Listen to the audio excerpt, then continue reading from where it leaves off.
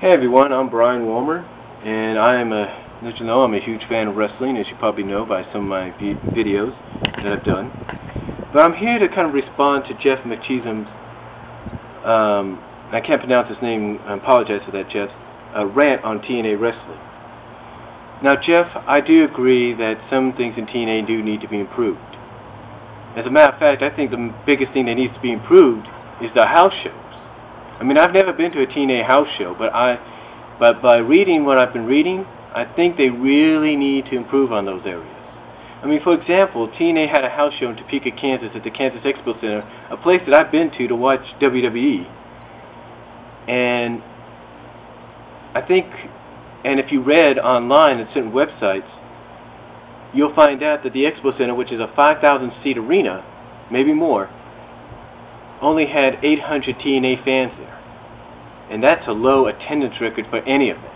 800 fans packing, what, a 5,000-seat arena? I mean, if I was in charge of TNA booking, I would have booked them in Lawrence, Kansas, which is a college town, at the Allen Fieldhouse, because they would have sold that out in no time flat. Guaranteed. Now, besides that though, Jeff, you talk about the whole Sting situation of him being overrated, underpaid, same with Kevin Nash. I mean, maybe Kevin's in that area, but not Sting.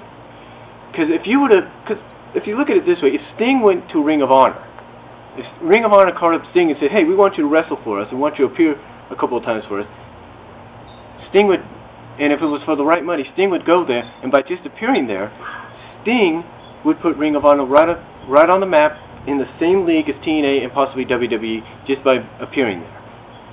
But the whole situation with Sting right now is he's involved in a storyline that's about respect.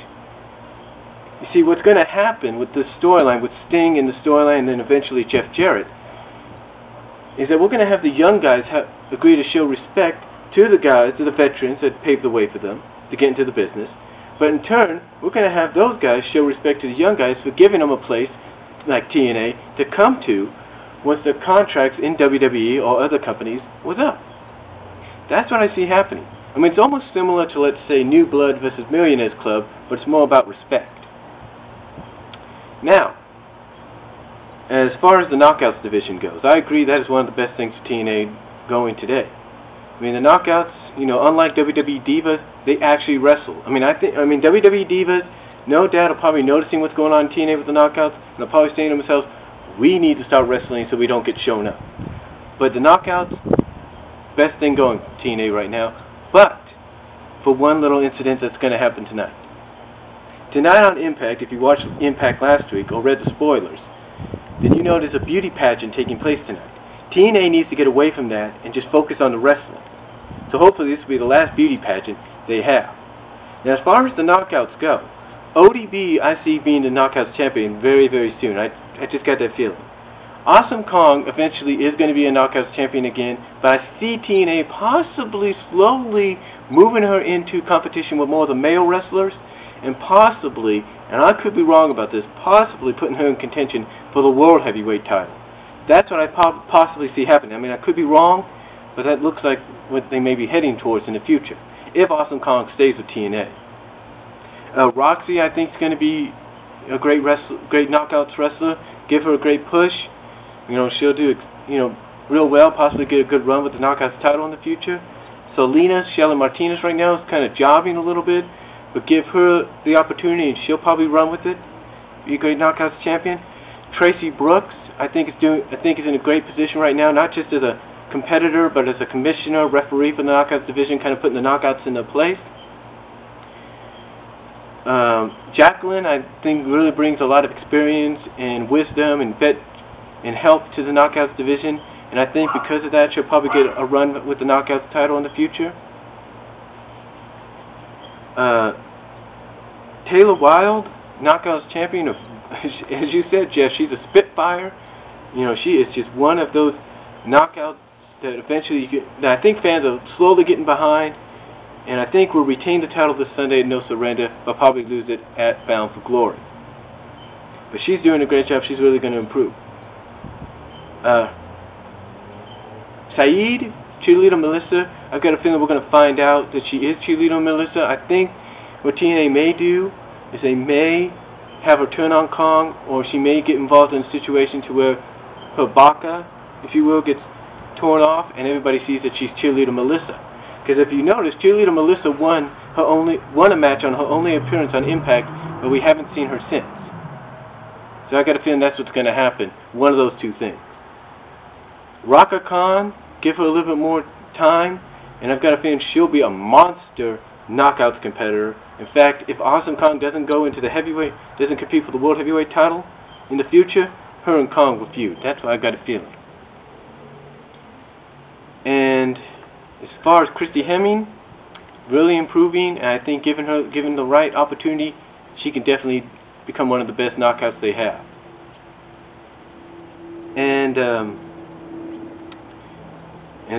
as far as the beautiful people go, I've got a feeling there's going to be a situation in the future, and because it looks to me like it's leaning this way, well, they're going to lose a match, and because of the result of that, because of losing that match, eventually, if it happens, they will end up in a boot camp or something like that, a wrestling camp that's going to teach them the true respect of wrestling and what wrestling's all about.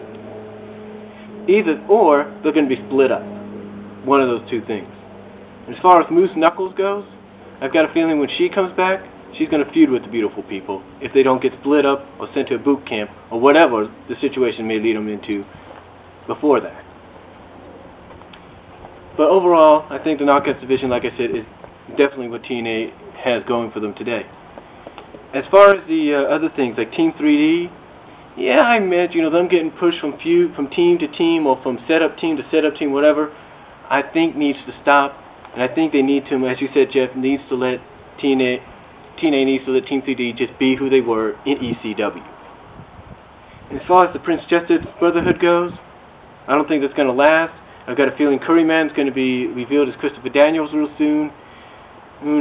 And Eric Young is just going to go back to being Eric Young. And if I'm TNA and I really want to put a superstar in the X Division on the map and help the X Division out, I'd let Shark Boy continue his parody of Stone Cold, but let him do it similar to Stone Cold. Let him attack referees, let him attack officials, commissioners, let him do all that, and I guarantee you he'll get right on the map again, no doubt about it. And as far as Beer Money goes, Beer Money I think is a great tag team. They may retain their titles this Sunday at No Surrender if they defend them. But I got a feeling they'll lose them at Bound for Glory, and maybe they might be split before this year's out, but if not, they got a great future as a tag team, no doubt about it. As far as the Motor City Machine Guns go, yeah, I see a heel turn happening, but I don't think TNA may be going in that direction. I think maybe what they may do is split the team up. One person may be going heel, one may be go face, I don't know who, but I don't think they're going to turn the entire team heel, they just may go face. It may be a split, I don't know, but it's going to be one of those three. And as far as the Rock and Rave Confection, it's okay, but I don't think it's on the level it should be.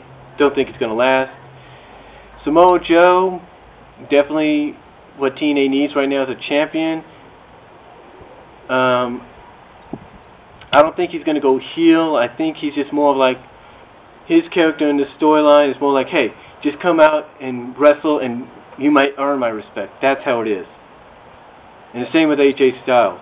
Come out, wrestle, prove to me that I need to show you that respect by wrestling me, beating me fairly.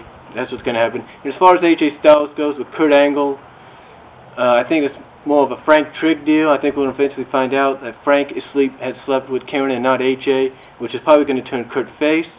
I could be wrong. Kurt's situation right now, he'll probably get one more run with the title. I don't really know. As far as Booker T goes, he'll eventually get a run, maybe by Bound for Glory. I don't really know. Christian and Rhino, I got a feeling they're going to, after No Surrender, may compete more for the tag titles. I can't really say.